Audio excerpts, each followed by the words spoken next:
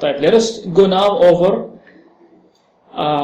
the issue which is Ahlul A'dhar, people who are excused from fasting. Okay, and they are divided into 4 categories. The first category is the sick people. Second category are the travelers, those who are traveling. The fourth category is the women who have menses or postpartum bleeding. And finally, the pregnant women and those who are breastfeeding. So 4 categories. Okay, again, the sick ones, traveling, the women who have postpartum bleeding or menses, and the fourth category, the one pregnant, conceiving, or breastfeeding. Okay. So what is the ruling regarding each one of those? Let's start with the one who is sick. Okay, the one who is sick. The issue of sickness, we have to look into how much sick is that person.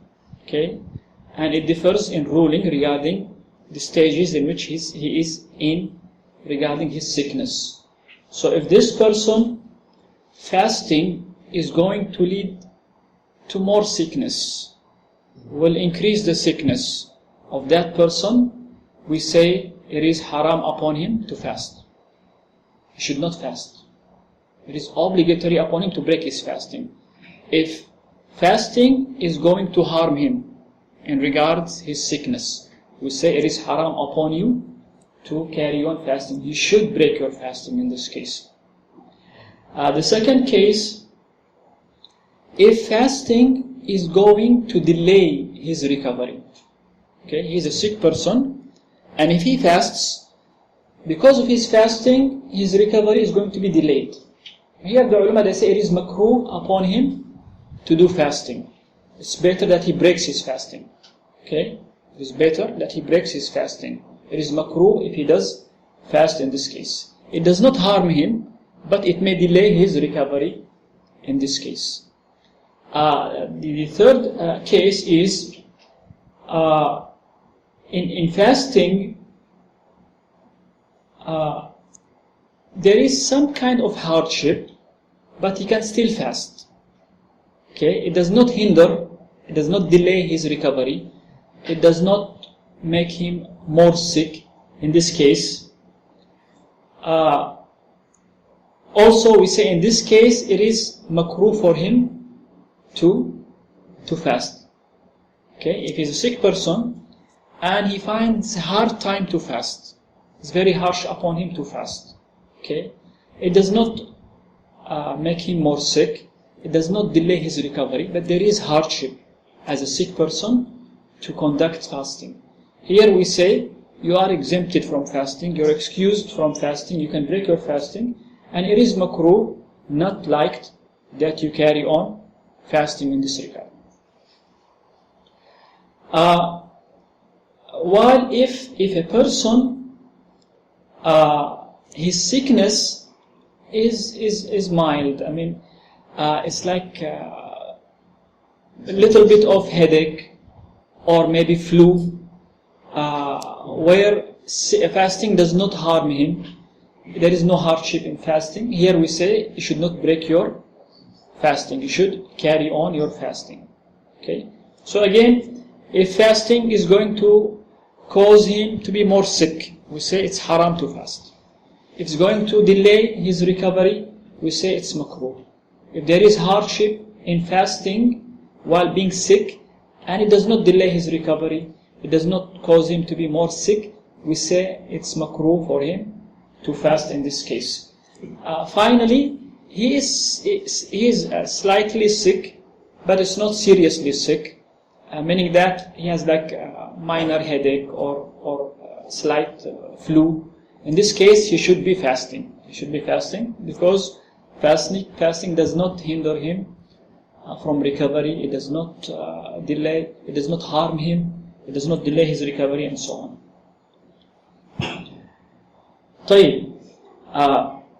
Regarding the sick person, also there are cases where a person may have a chronic disease.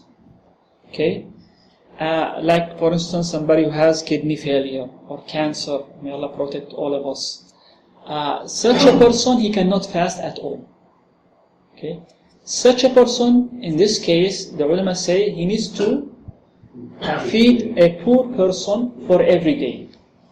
So if he breaks his fast the entire month of Ramadan, and this year, the month of Ramadan was 29 days, he need to feed 29 poor persons. Every day, almost half sa' of food.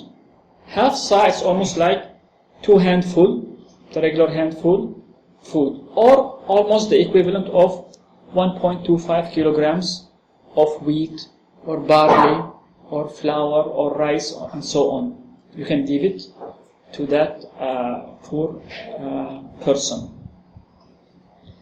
If also a person who is very old, okay, he still has his conscience, but he's very old and he's unable to fast, he almost takes the similar ruling of a sick person in this case, who has chronic disease. Such a person, he feeds for every day a poor person. So he cannot fast because he's so old. He is not sick, but he's so old. He cannot fast in this case. So we say, in this regard, he should feed a poor person for every day he breaks his fasting. How does he feed a poor person? It's okay to feed the same person every day, by the way. It is fine. Because here, it's not like in the other cases of the expiation, where a fixed number is mentioned for feeding people. Like in the case of if somebody indulges in relation with his wife, sexual relation, and he breaks his fasting because of that. It is said that he must feed either to free a slave or fast 2 months, consequent 2 months, or to feed 60 poor people. Here, the 60 is mentioned as a number. He need to feed 60 people, 60 different people. Unlike for the those who are sick and cannot fast, and they need to feed every day one poor person, it's fine in this case to feed the same person every day. Okay, not necessarily they have to be different people. Clear, Yahweh? Good. So in the case of a person who is very old and cannot fast, a person who is sick and his sickness is chronic and he cannot even fast, in this case he needs what? He needs to feed a person for every day of Ramadan. Like this, only one person for every day, and he feeds almost like 1.5 kilogram of food. Here, this happened also with Anas radiallahu anhu. Anas ibn Malik, when he was old and was not able to fast, he used to feed for every day a poor person, who said the last year or the last 2 years of his life, he did that radiallahu anhu. You can either do by the end of every day you feed a person, or wait until the end of Ramadan. If Ramadan was 29 days, then you feed 29 people. You can bring them all together and give them a meal or 1.5 kilogram of rice and so on for each one of them. So if Ramadan was 30, then you feed 30 people at the end of Ramadan. Either at the end of Ramadan or the end of every day, you feed one person in this case. Yes, of course, it has to be a Muslim miskin. And when you feed, you cannot feed 30 masakin, 30 poor people, before the beginning of Ramadan. If you know that you are not able to fast the month of Ramadan, the ulama say the day has to be over in which you have to fast in order to expiate and feed a person. So either to wait until the end, or after each day you feed one single person and so on. طيب. No, not money. You have to feed him, to give him food. You have to give him food. Okay. We have the ayah of فَمَنْ كَانَ مِنْكُمْ مَرِيضًا أَوْ عَلَى سَفَرٍ فَعِدَّةٌ مِنْ أَيَّامٍ أُخَرَ. So a person is sick and he cannot fast while he's sick, he can make up for that day after Ramadan, in this case. طيب, the second category is the traveler, the one who is traveling. Okay. Also, there are cases for a person who is traveling in this regard. The first case, if first of all, we know that a traveler, Allah had exempted him from fasting. فَمَنْ كَانَ مِنْكُمْ مَرِيضًا أَوْ عَلَى سَفَرٍ, who amongst you was sick or traveling, فَعِدَّةٌ مِنْ, then you have to fast other days or make up days after the end of Ramadan. فَعِدَّةٌ مِنْ أَيَّامٍ أُخَرٍ. The first case is if there is hardship in fasting while traveling. Here we say to him, it is makruh that you fast. You are traveling, and to fast while you are traveling there is hardship. We say to him, it is makruh upon you to carry on your fasting.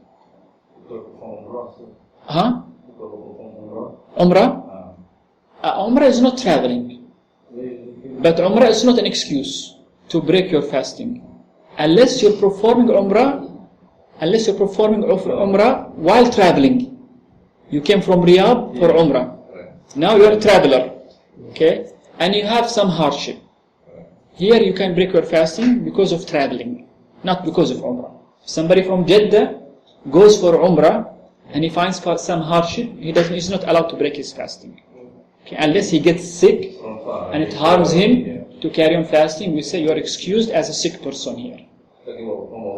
Yes, from overseas, from Riyadh, from traveling distance, and he comes for Umrah and there is hardship, we say you may break your fasting because you are a traveler in this case. Okay. We have a hadith like when the Prophet, like hadith of Jabir, when the Prophet saw people gathering around a person, like in Bukhari and Muslim, and he said, what is this? He said, this is a fasting person. He said, لَيْسَ مِنَ الْبِرِّ الصَّوْمُ فِي السَّفَرِ. It's not a dutiful act or a good deed to fast while you are traveling. If it reaches that level that you get so tired, so sick, there is a great amount of hardship in fasting, break your fasting. You have the right to do so. Like one of the companions, Hamza ibn Amr al-Aslami, he came to the Prophet, peace be upon him, like in Bukhari and Muslim, and he was a person who travels a lot. He said, can I fast while I'm traveling? He said, it's up to you. If you want to fast, you may fast. And if you want to break your fasting, you can break your fasting. So it's up to you to decide. But here we're mentioning the cases where it is okay to fast or makruh to fast. The second case is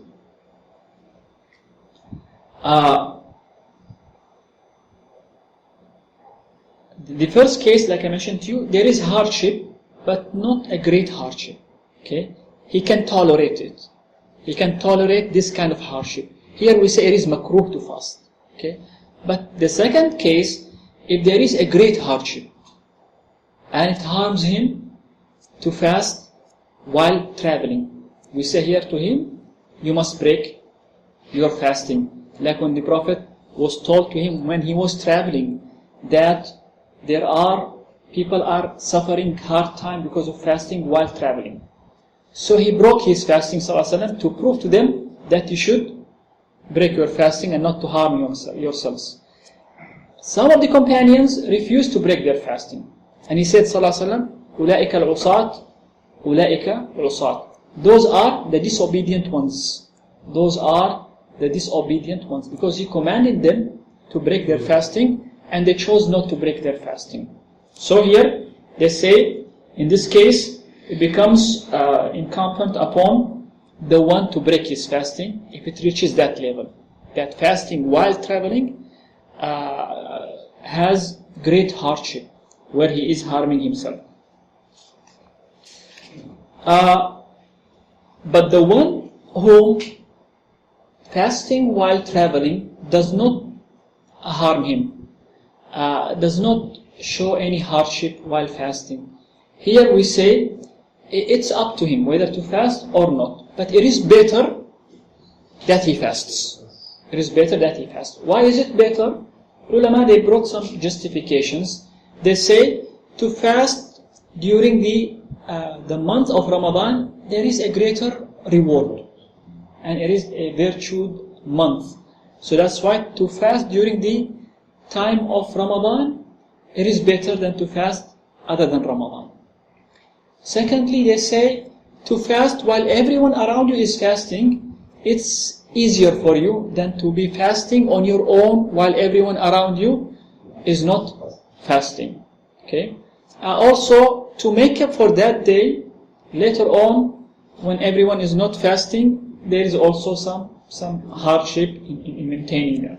So that's why it is better that the one fasts if there is no great hardship in fasting while traveling. So those are the three cases. The first case, that there is an expected hardship in fasting, but there is no great hardship while traveling. Here we say it is makruh.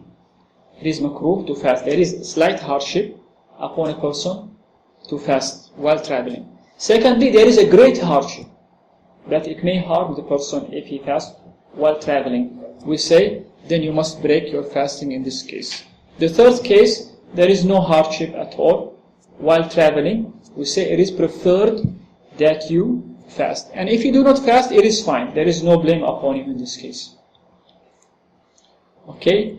So we took the sick person and the traveler. And regarding the women who are ha'id or nufasa, have menses or postpartum bleeding, it is obligatory upon them both not to fast. And they need to make up for those days, missed days after Ramadan. If a woman, her menses starts even 5 minutes before sunset, she should break her fasting. And she should make up for that day. Okay? Similarly, the woman who delivers, if she delivers 5 minutes before sunset, then we say to her, you should break your fasting for that day and you should make up for that day. It is haram upon a woman to fast while she has menses or while she is in a state of postpartum bleeding. The fourth category, regarding the woman who is breastfeeding or conceiving, she is pregnant. The ulama, they said, we have to look if both women had to break fasting out of fear for their health, their own health, not the baby's. Okay? They say they can break their fasting. And they need to make up for after Ramadan for those missed days. Okay? So she is breastfeeding or she is pregnant. If she fasts, she is afraid that she may harm herself. Here we say to them, you have to break your fasting and you need to make up for those missed days. Some of the scholars say, if the pregnant woman or the breastfeeding woman is afraid that she may harm the child in her or the child whom she is breastfeeding, she needs to eat so she can provide more milk for him, and she needs to break her fasting.